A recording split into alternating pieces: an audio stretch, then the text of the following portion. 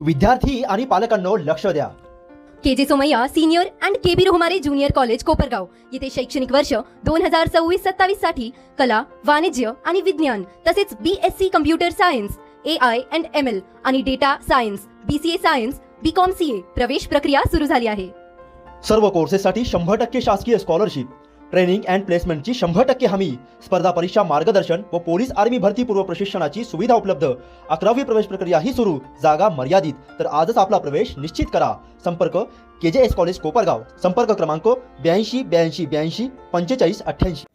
आपला नेता आमदार व्हावा यासाठी गेल्या 7 वर्षांपासून चप्पल न घालणाऱ्या कार्यकर्त्याची इच्छा अखेर पूर्ण झाली आहे.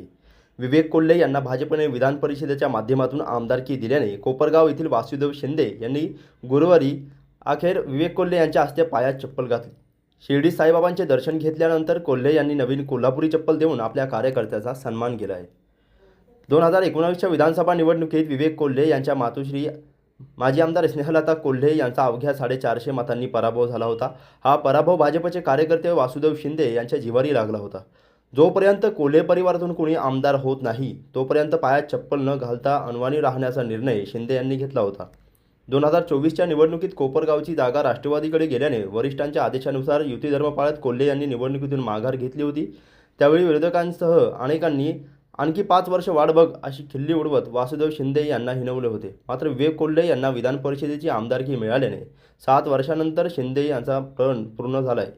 आज गुरुवारी आमदार विवेक कोल्हे यांनी वासुदेव शिंदे आणि इतर कार्यकर्त्यांसोबत शिर्डीत साई दर्शन घेतले.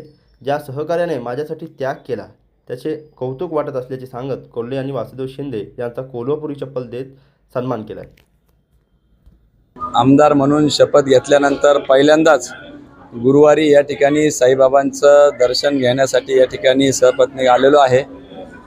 खरं तर त्याचबरोबर इतरही सहकार्य आलेले, पण विशेष करून वासुदेव शिंदे 2019ला ज्यावेळेस आमदारताईंचा अल्पशा मतांनी पराभव झाला त्यावेळेस त्यांनी मला सांगून की आपल्या परिवारात आमदार होत नाही तोपर्यंत मी चप्पल घालणार नाही. आणि आज 24ला पक्षाच्या सांगण्यावरून त्या ठिकाणी थांबावं लागलं होतं.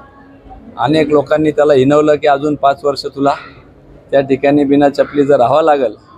परंतु साईबाबांच्या कृपेने, पक्षश्रेष्ठींच्या आशीर्वादाने या ठिकाणी देवाभाऊ असतील, अमितभाई असतील, प्रदेशाध्यक्ष सगळ्यांनी त्या ठिकाणी विधान परिषदेवर म्हणून माझी निवड केली. आणि त्यामुळं आज गुरुवार दिनी त्यांनी चप्पल न घालण्याचा जो संकल्प होता तो या ठिकाणी पूर्णत्वास जात आहे. त्याच्यामुळं हा दुहेरी आनंद आहे. एकीकडे आमदार झाल्याचा, त्याबद्दल साईबाबांचे दर्शन घेऊन, आशीर्वाद घेऊन पुढील कामासाठी ऊर्जा घेऊन जाण्यासाठी आलेले. त्याचबरोबर ज्या सहकाऱ्यांनी त्या ठिकाणी त्याग केला त्या सहकार्याचाही या ठिकाणी विशेष कौतुक करण्यासाठी खरं तर मी आलेलो होतो. काय विषय आहेत आता सर्वप्रथम साईबाबांच्या दर्शनानंतर काय शिकवलं? अनेक प्रश्न आहे, ज्वलंत प्रश्न आहे, युवकांचे प्रश्न आहे, शेतकऱ्यांचे प्रश्न आहे. सध्या पेट्रोल डिझेलचे थोडीशी अनियमितता चालू आहे. जिल्हा पुरवठा अधिकाऱ्यांशी संवाद करून त्या ठिकाणी कसं सुरळीत होऊ शकतं. कुंतंब्या फाट्यावर अनेक दिवसांपासून वाहतूक कोंडी होती ते प्रश्न आहे.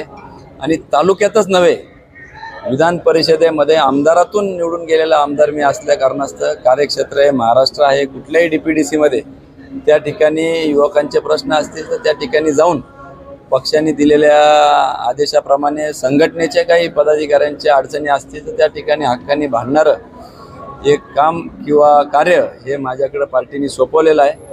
निश्चितपणाने तालुक्यासह जिथं जिथं पक्ष सांगेल त्या ठिकाणी न्याय देण्याचं मी काम करणार आहे. पेट्रोल डिझेल इंधनचा जो सध्या आता तुटवडा जाणवतो, एकीकडे आपण CNG प्रकल्प उभा केला होता, कसा फायदा होता तो? निश्चितपणाने CNGमुळं आयात ज्या प्रमाणात पेट्रोल डिझेल व्हायची त्या प्रमाणात त्या ठिकाणी काही अंशी कमी होण्यासाठी मदत होती. हे फक्त केंद्राने घेतलेलं, आदरणीय मोदी साहेबांच्या नेतृत्वात घेतलेल्या धोरणांमुळे शक्य झालेलं आहे. आज रोज 8 ते 10 टन त्या ठिकाणी आम्ही CNG सप्लाय करतो आहे. अनेक भाविक साईबाबांना येतात. सुदैवाने CNGचा सप्लाय नियमित असल्यामुळे त्यांना त्या बाबतीत कुठली अडचण येत नाही. अधिक स्वरूपात या ठिकाणी धोरण राज्य सरकारने देखील आणलेलं आहे. केंद्र सरकारबरोबर अधिक भविष्यामध्ये आपदा में अवसर ज्याला आपण म्हणतो त्या पद्धतीने या अडचणीतून देखील मार्ग काढत पुढच्या 5 वर्षामध्ये एनर्जीसाठी स्वावलंबन महाराष्ट्र किंवा देश झालेला राहील याची मला खात्री आहे. काँग्रेस जनता पार्टीचं जे आंदोलन सोशल मीडियावरती मोठ्या प्रमाणात उभं राहिलं आहे, तुम्ही एक युवक आहात, आमदार आहात, काय आव्हान आता या सगळ्या युवकांना कराल? निश्चितपणाने आंदोलन म्हणण्यापेक्षा त्या ठिकाणी सगळ्यांनी एक नोंद करून हे दाखवण्याचा प्रयत्न केलेला आहे की युवा शक्तीला कोणी कमी लेखू नये किंवा त्यांच्या प्रश्नांवर कोणीही गांभीर्याने घेत नाही आहे असं वक्तव्य जबाबदार व्यक्तींनी करू नये. याच्यातून हाच एक घेणारा बोध आहे असं मला वाटतं. परंतु त्याच्या आडून काही राजकीय पक्ष त्यांचा स्वार्थ साधण्याचा प्रयत्न करतात अशा देखील घटना पुढं आल्याचं आता आपल्याला दिसून येतं आहे.